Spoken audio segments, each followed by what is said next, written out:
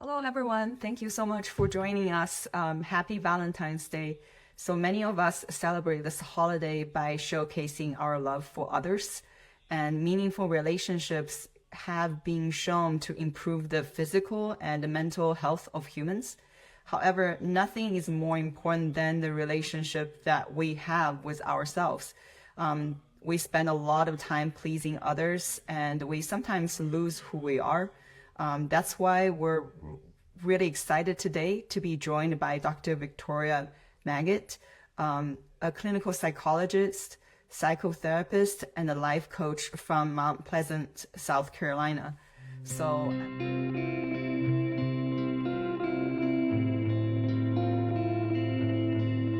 hello, Dr. Magid. Hi, how are you? Good. Thank you so much for joining us. We didn't have any issue joining. I know. It was so easy. It worked out perfectly. This is awesome, and this is a topic we have not covered, and it's perfect, almost perfect for Valentine's Day. Yes. I was so excited when you suggested that it should be on the 14th. I said, oh, that's perfect. My life's mission, and what a perfect day. Yeah, we're super excited. Tell us a little bit about your background and then how you became a clinical psychologist and a psychotherapist. Yes, that's actually a really great question. I don't talk about that a whole lot, but I'm from Ukraine originally. I lived in Ukraine for the first 18 years of my life. And my childhood wasn't perfect, as it wasn't for many children living in Ukraine. So there was some, difficulties and financial challenges. My father left us when I was still pretty young. And so my mom was a single mom, sort of raising me up, an only child. And she was very stressed out, raising me, very dysregulated often, right? So as I was getting older, I sort of became my own little psychotherapist and psychoanalyst, trying to sort of figure out, well, why do I feel sad? Why do I feel lonely? Why do I feel these sort of emotions that, there was just sort of no culture, no support for me. There was no such thing in Ukraine as, children going to therapy or, anything like that. And so when I was 18 and I came to America, that was my goal. I said, okay, the United States is supposed to be the place where dreams come true. And it's really a funny story because I didn't have any money. I didn't have any knowledge about how the system worked. So I applied to colleges, um, A's and B's. I applied to Albany, Binghamton, and Buffalo. And so I ended up in Buffalo, New York, uh, just completely coincidentally. And I just really knew that I wanted to learn as many tools as possible, honestly, to help myself. I don't know if it was a very conscious choice. It was partly conscious, partly subconscious. But reflecting back now, I really was trying to sort out my own difficult childhood, find out why do I feel so insecure, even though a lot of people would tell me, you're so good looking and, you're so smart and you speak two languages, right? But as some of our viewers probably can relate today, it doesn't matter what other people tell you, you are, right? So if it just didn't resonate for some reason. I knew it up here. I believed, okay, yes, on paper, many people have told me I'm attractive, so I must be, right? Or many people told me I'm smart because I could get good grades, so I must be, right? But deep down, I just couldn't believe it. And I think I was sort of, my degree, my education, as well as everything else I've learned subsequently, was to try to figure out what is it inside of me that couldn't quite believe it. Oh, wow. Thank you so much for sharing. This is really beautiful. Well, yes, thank you. And my goal, now, I mean, I've been a therapist for over 20 years. I started out really working with addiction. That was my background.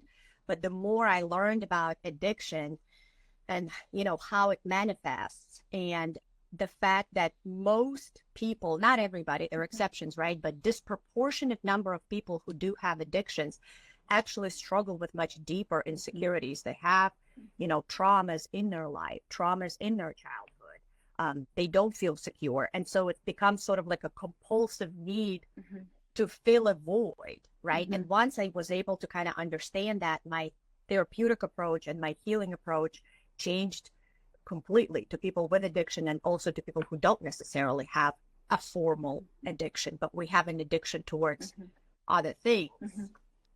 Oh, wow. So what's the difference between a psychologist and a psychotherapist? And, when do you see one over the other? Yeah, no, I think that's a really great question. I think there's a lot of sort of confusion out there. Sometimes people ask me, are you a psychiatrist or are you whatever, right? So I kind of like to define, so there is a psychiatrist, that's a medical doctor, they prescribe medication.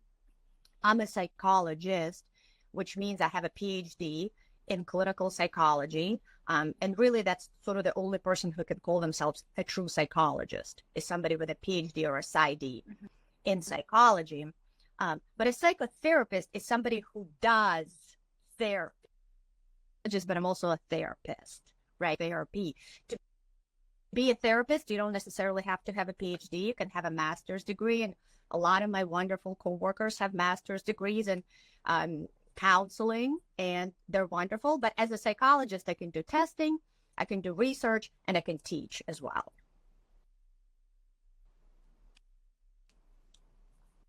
Oh, are we losing?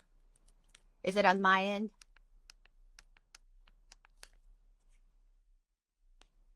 Are we losing volume? You can't hear me? Hold on. What happened, I wonder?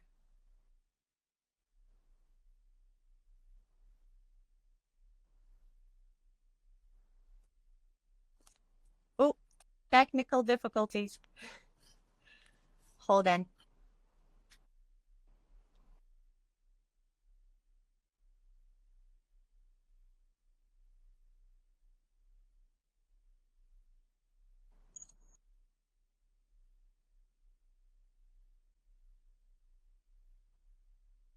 Can you guys hear me? Okay, perfect. I'm very sorry. Perfect. Yes, No, yes, no. I got disconnected. All of a sudden got disconnected. No, technical difficulties, right? We live in the era of the benefits and the downfalls of technology, right? Yeah, somehow it happened yesterday too, and then it happened again, and then in the middle, it's just all of a sudden got disconnected. I'm really, really sorry. No worries at all. Were you able to hear my answer though? Does that make sense? No, I didn't get to hear. I'm really sorry. No. Okay. So yeah. So basically, okay. So we have if somebody's looking for just medication, then we see a psychiatrist. They're a medical doctor. They go to medical school to get their degree. They don't do a whole lot of therapy, especially these days. Most psychiatrists aren't trained in therapy a whole lot. So if you need medication and therapy, I suggest that you actually see two professionals. That's probably ideal. Somebody who can manage your medication and then a separate person for your therapy.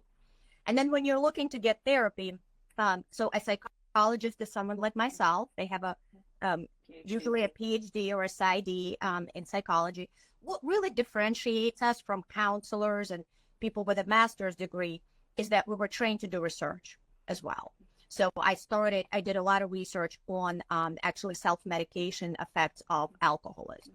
So that's what my dissertation was about, trying to figure out, why do people drink really, right? And that most people don't drink at least profoundly and heavily to have fun at that point.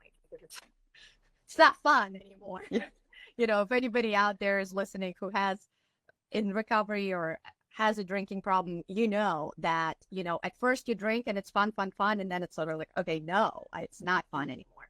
And so I was looking at the self-medicating models of alcohol. So we're, psychologist is trained in doing research and teaching as well. And I used to teach a little bit at a local college here. I used to teach our residents as well, which I love. I, love giving talks like that. I used to educate college students and high school students about the brain and sort of how addiction happens, how emotions happen. That's just something we do. But a psychotherapist is somebody typically with a 2-year postgraduate degree. So it's somebody with a master's who is specifically went to school to do just therapy. And they're, wonderful. I have many wonderful colleagues who are just as versed at doing therapy. So just because you have a PhD doesn't necessarily mean you're a better therapist. It just means you can also do assessments and you can do research and maybe teach. That makes sense. So, how do you, since today we're talking about self-love on Valentine's Day, how often do you find that patients have trouble with self-love? Mm, wow. Um, it's funny. If you asked me, 20 years ago when I first started in my career, I would say, what are you talking about?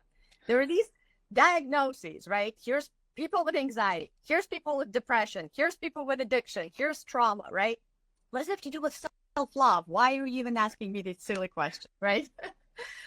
we're we're not really trained to kind of look sometimes at the root cause. We're trained in delivering these manualized, standardized treatments, which can certainly provide a lot of symptom reduction. But unfortunately, they don't a lot of times address the root of the issue. And so it's funny when you ask me this question, my whole sort of professional life flashes in front of me because seriously, over time, I started to realize first it was like, okay, I think people with addiction have poor self-love. Okay.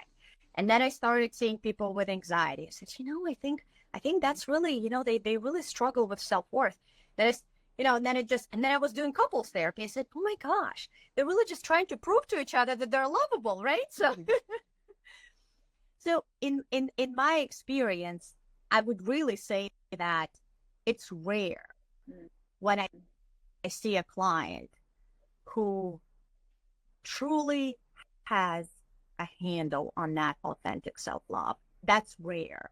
And frankly, if a person is at that place where they have that foundation, I dare say they probably don't really need to see me at that point. Maybe they just problem solve some, life's challenges. We all have them and they can be helpful, but, life's transitions.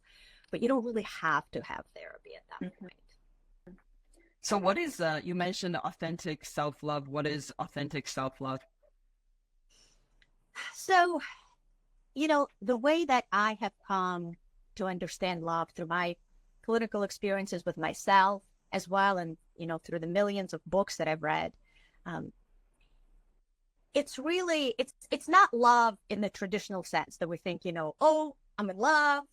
I'm going to give you flowers and chocolates. A lot of people out there today are going to be buying flowers and chocolates, right? And that's great. That's great.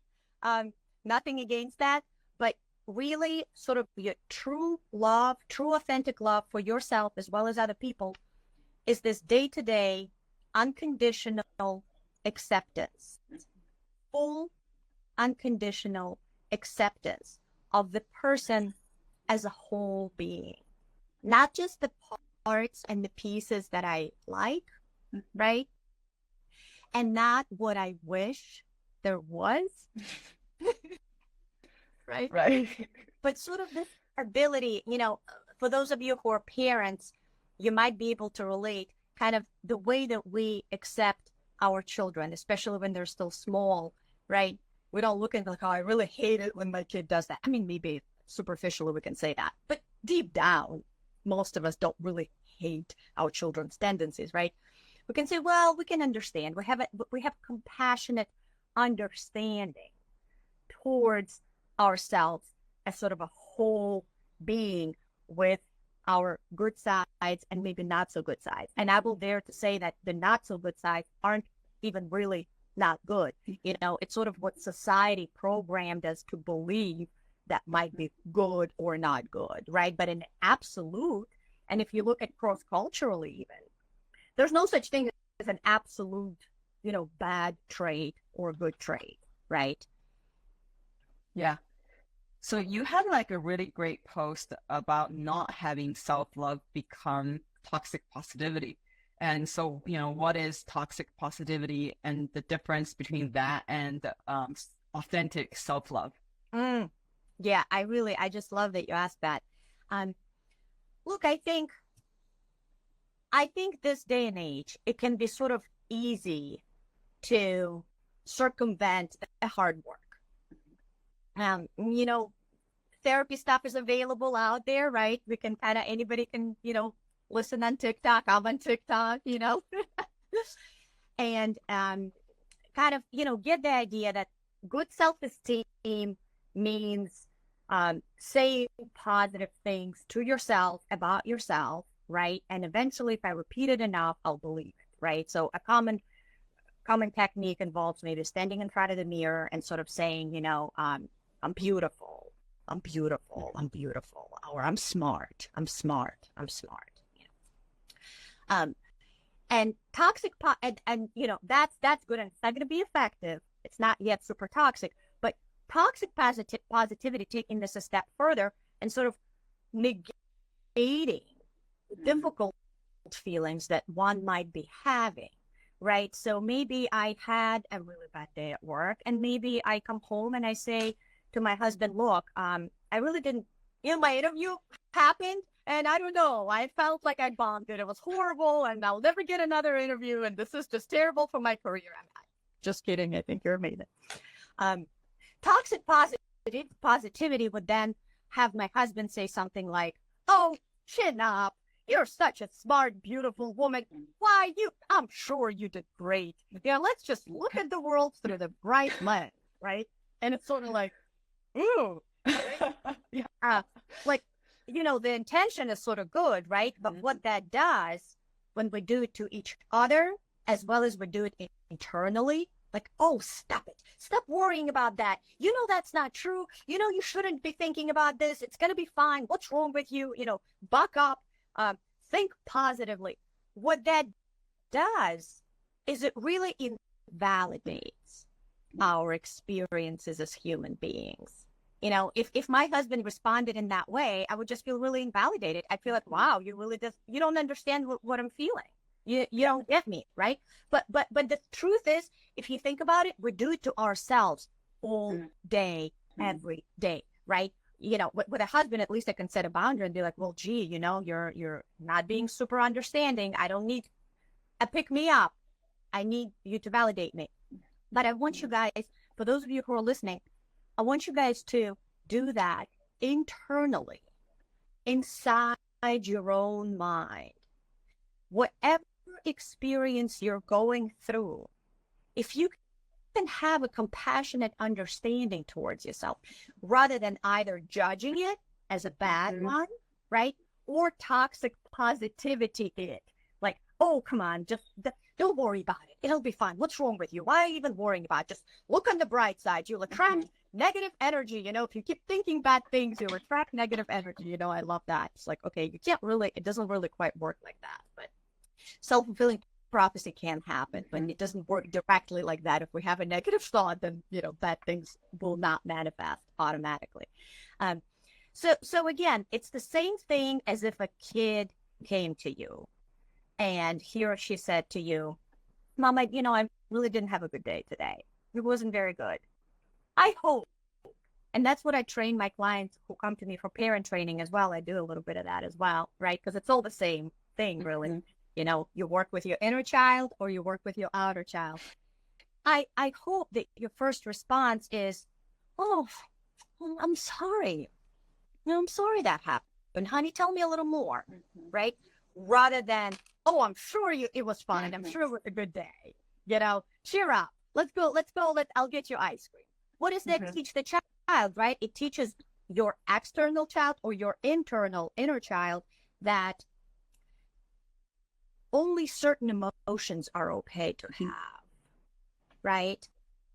And if you have these other emotions, complex emotions, which we're human beings, we have evolved to have a range of emotions, right? We've evolved to be sad sometimes. We've evolved to feel guilty. We've evolved to feel jealous. How many clients of mine are mortified to tell me that they're jealous of their friends? I was like, did you see your girlfriend go to the Bahamas? Were you jealous? Or go, oh, no, no.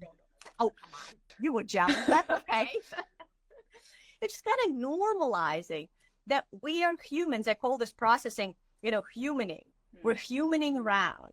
We're just humaning around, right? We're not perfect. The goal is not to be perfect. The goal is to accept yourself with the good, the bad, and the ugly, right? And not sort of expect some sort of emotional perfection.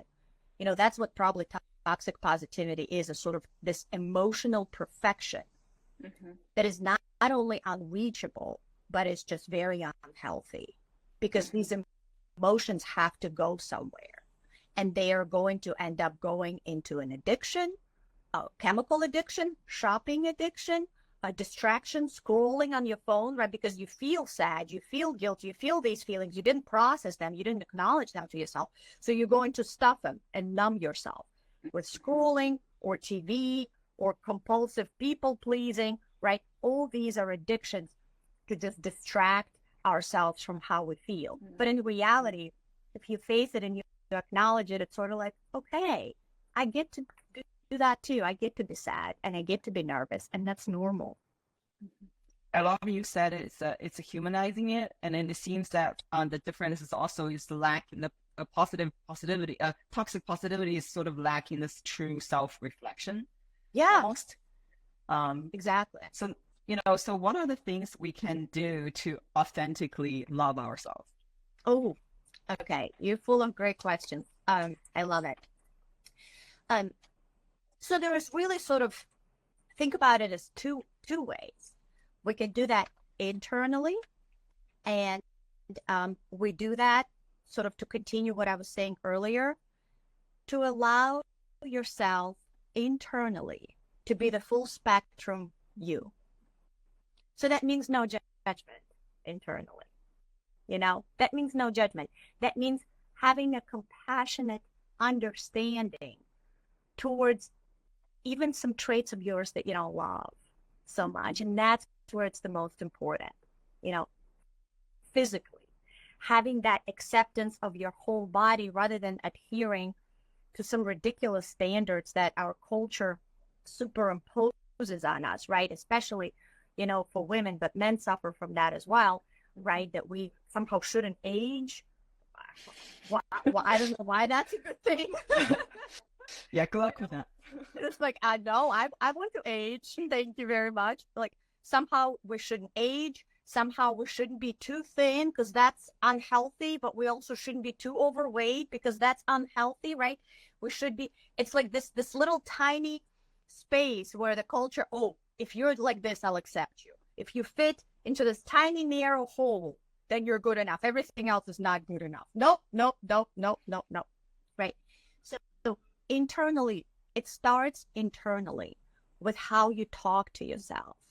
I accept my tendency to be a little anxious and overthink. And oddly enough, when people ask me this question all the time, they say, well, Dr. Magid, if I accept these things about myself, aren't they going to get worse?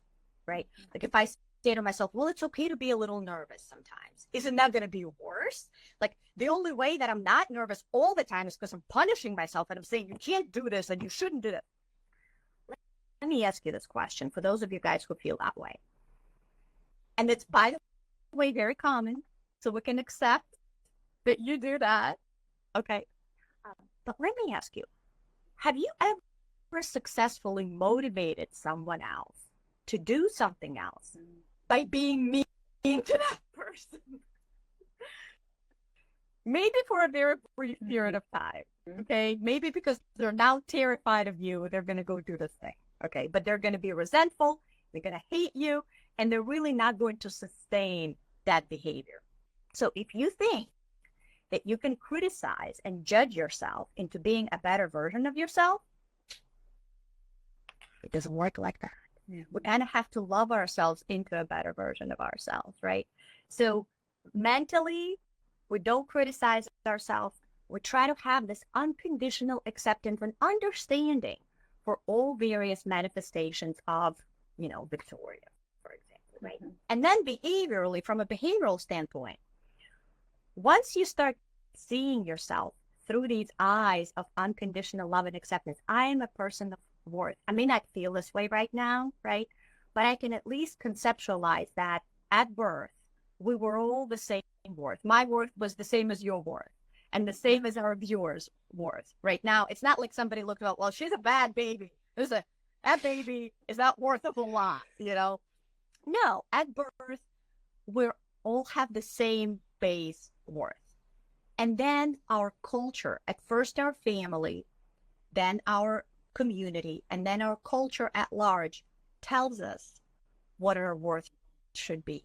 And that's going to vary whether you're a male or a female, right? It's going to vary on some toxic messages that your family is sending you, right? If you're a female and you're a girly girl, then I'll accept you. And, you can only wear pink dresses and bows, and then I'll love you. But if you so happen to be a female who wants to have a career and maybe doesn't want to have kids, maybe loves horseback riding and whatever, then somehow I'm bad. I'm not worth it, right? Of course, it's a crazy concept. Of course, we can sit here and laugh how it doesn't, of course, it doesn't change your worth. That's just someone else's opinion. That's crazy. But we internalize it, right? Over time, when we're subjected to the messages from our immediate family, from our community, schools, bullying, right? Based on your looks or your weight, or whether you had a learning disability, right? And then culture. Our culture really reinforces self-abandonment because, the culture benefits, right? Like I used to work for a big hospital, I'm not going to name, and they loved when I worked late hours. They loved it. They loved it when I wasn't present for my children. That was great for them. They reinforced self-abandonment. They reinforced me not living my life in accordance with my self-worth and my values. And they did not like it when I tried to set boundaries. I'd get in trouble. I'd say, well, really, no, you should make it down. You're not a teamwork and da. Right. So we live in a culture where, individual families start that because they've already been influenced by previous cultures through their generations. They're told a certain thing, they act it, and then it's layer upon layer upon layer, right? So if we can see our worth, at least theoretically, as being the same as everybody else, as we're all born the same with the same worth, and it becomes a little bit easier to start to also behaviorally advocate for ourselves, right? So we're talking about this inner critic, but then we're also talking about translating this to a life that sustains a human being in a healthy way. That makes a lot of sense. You mentioned boundaries several times. What do you think people have hard time prioritizing their health over others? Oh gosh, right. Like literally, it's like you've said in almost every session that I've had. I'm not joking. Look, it comes from the same place that we just talked about, right? In your family of origin, I would not be surprised unless you were born to some really, mentally healthy and adjusted parents, which I don't know. My parents were born in the 50s. Again, they're coming up on the heels of, the Great Depression and World War II, lots of trauma in their childhood, lots of trauma in their parents' childhood. So it's unlikely that you were born into a super, mentally healthy family. Chances are you having strong boundaries was not reinforced by your parents because it doesn't really work very well for the system when a child has strong boundaries, especially if the system is stressed, right? So if we have financial struggles, or like in the case of my childhood, we had financial difficulties, but also my mother was a single mother. So she needed a lot of help from me, emotional help, physical help. It really didn't fly if I said to her, well, I have my needs too, mother. And, what I really need is for you to deal with your issues someplace else and be here for me as a parent that you should be. That would not fly. Even if I could think of something to say like that, which I wouldn't, what child would, but even if I could think of to say something like this, it would be met with resistance. It would be met with criticism. It would be met with, what do you mean? What are you talking about? You should just be grateful. Do you know how hard I work? I work all the time. And you should just be grateful. Your father left us and now I have to work. And you have food and shoes and a lot of your peers don't. And so I don't understand, right? So this idea that as long as your physical needs are met, your emotional and psychological needs don't really matter. Because that's the generation that we're talking about, right? Their physical needs weren't met. So it's also the guilt tripping almost. It's a guilt trip. It's a manipulative tactic, right? And it's absolutely manipulative, but we can also have compassionate understanding for them as well, because, they grew up in an environment where their physical needs weren't met oftentimes. So they think they're being great parents, to us by, providing food and shelter and clothing and paying maybe in some cases even for your college. But in reality, you still have emotional needs and psychological needs. You want to be seen. You want to be understood. You want to be validated. You want to feel like your parents have a compassionate understanding for why you are the way you are, right? And celebrate you as the human that you are. That's actually the origin of self-love. If we all came from healthy families, we would already have that sense of self-love, right? Because we would feel it. It would be taught to us at a very young age. But because it wasn't taught to us at a very young age, because our parents did not have self-love, because it wasn't taught to them by their parents, so they couldn't offer us this unconditional love and acceptance because of their traumas, right? We're having to learn it now, So the idea of boundaries, back to your question, is most of us suck at it.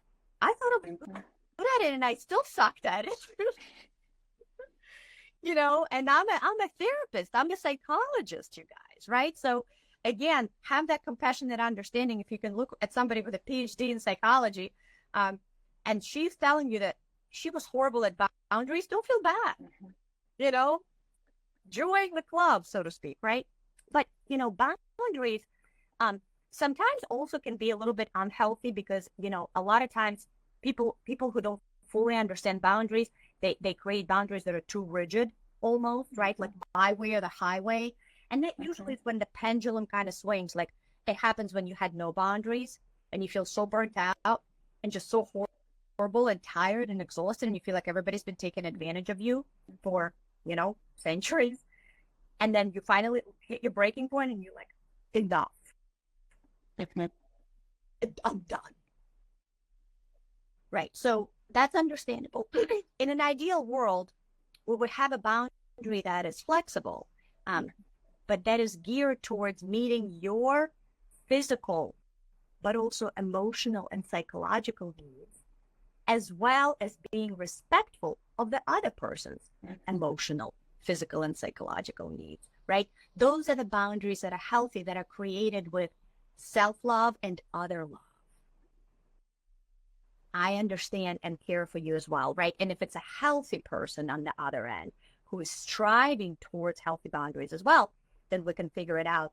Unfortunately, sometimes we're dealing with people who are not healthy, who are not working to heal themselves.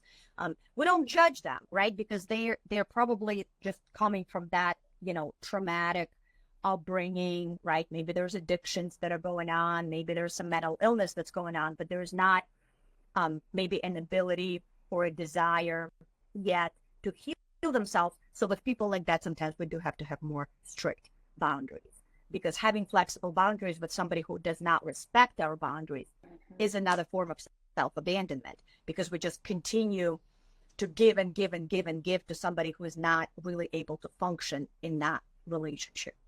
Wow, that makes so much sense. I know we're a little bit over time and I know you need to go, but I have one last question because you have shared so much insight and I really want to talk about your service. And then, what does a session with you look like? How can people find you? Yeah. Well, here's the thing. I have my private office is right here. I'm in Charleston, South Carolina, in Mount Pleasant, which is a little suburb of Charleston. I do individual therapy here in my office. What I'm working towards, what I started to realize a couple of years ago is I get filled up so quickly. I only have so many hours, in the day. So I'm pretty full as far as, coming in here or doing any kind of virtual individual therapy. However, one thing that I've decided to do last year, and that's how you found me, is I started to have a bigger presence on social media. And really my goal is, I'm not looking, for fame. I'm sort of, past that. Maybe 20 years ago I would. That would be a good way to say, oh, look, I'm loved. I'm important. Look how many likes I have, right? But I've done so much work on myself that that's really irrelevant for me. And what I'm really trying to do is build a platform to be able to deliver the messages that I have learned on my own self to people at large.